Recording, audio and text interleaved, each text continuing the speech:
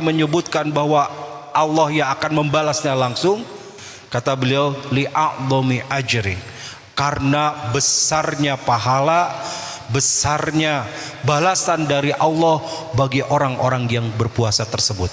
Sampai Allah tidak menyebutkan secara langsung berapa kebaikannya dan tidak menyebutkan langsung, kecuali Allah akan langsung membalasnya. Saya kasih ilustrasi lagi. Kalau seorang suami akan ngasih surprise kepada istrinya, contoh minggu depan istrinya akan ulang tahun, minggu depan ulang tahun, nanti akan Abi kasih hadiah. Apa Abi hadiahnya? Oh rahasia, tunggu 7 hari lagi. Nunggu tuh dari hari ke-7, ke-6, ke-5, ke-4, ke-3, istrinya itu nunggu bu. H2C, harap-harap cemas, kira-kira apa ya, nunggu ya. Kenapa dirahasiakan? Karena pasti hadiahnya itu sesuatu yang berharga. Kalau hadiahnya nasi uduk ya, warteg, naspad, tahu naspad, nasi padang, mungkin tidak akan dirahasiakan, udah dikasih. Tapi karena hadiahnya istimewa, luar biasa dirahasiakan. Begitu harinya nagih itu istrinya, Pak, ini sudah tanggal ulang tahun, ini sudah waktunya, mana hadiahnya? Tunggu ma, tunggu jam 12 malam. Tuh nungguan dan gak tidur sampai jam 12. Begitu jam 12 malam, Pak sudah jam 12 malam. Ya ini hadiahnya, tapi mama pejamkan mata dulu, berhitung dulu 1 sampai 5.000. Wah panjang teing ya, keburu subuh. Begitu dilihat 1, 2, 3, jreng, ternyata hadiahnya berupa kunci mobil. Dengan mobilnya, bukan hanya kunci saja. Karena hadiahnya besar dan istimewa, dirahasiakan. Itulah sebabnya kenapa hadisnya wa ana ajajibihi, Allah merahasiakan balasannya bagi orang yang berpuasa, karena Allah yang akan membalasnya langsung. Itu istimewanya. Namun juga kita patut waspada. Dan ini kewaspadaan ini disampaikan oleh Rasulullah SAW. Jangan sampai puasa yang kita lakukan tidak bernilai. Hadisnya sahih, riwayat Imam Muslim. Kam min shaimin laisa lahu min siyamihi ilal ju' wal atas. Tidak sedikit orang yang berpuasa, dia tidak dapat apa-apa dari puasanya ilal ju' wal atas, kecuali haus dan lapar saja. Bahasa Jermannya pejit murilit tikoro garing, kan sakit itu puasana. Paham tidak pejit murilit?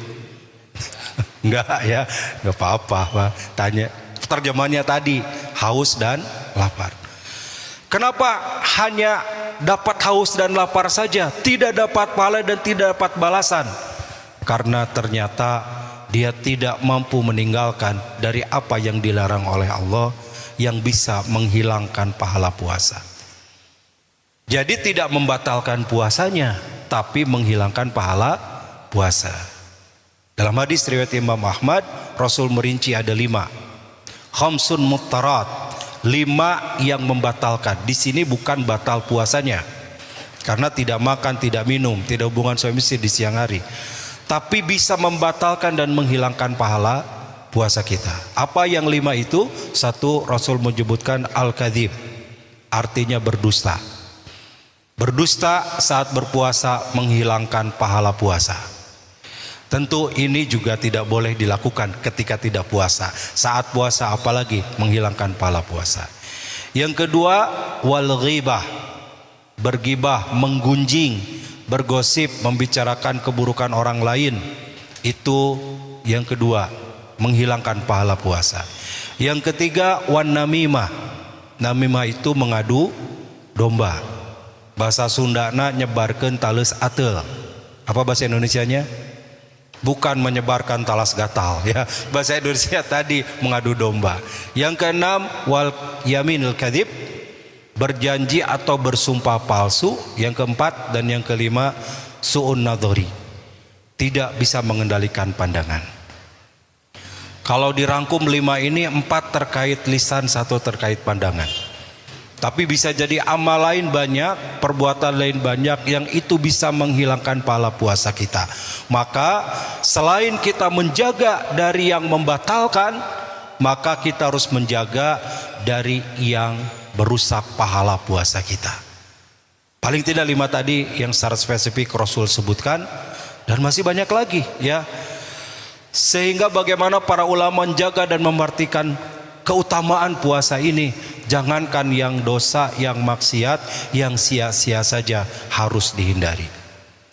Mudah-mudahan kita bisa mengoptimalkan ibadah puasa kita dengan baik, mengoptimalkan waktu demi waktu, jam demi jam, menit demi detik, menit demi menit, detik demi detik di bulan Ramadan ini dengan amal-amal terbaik kita.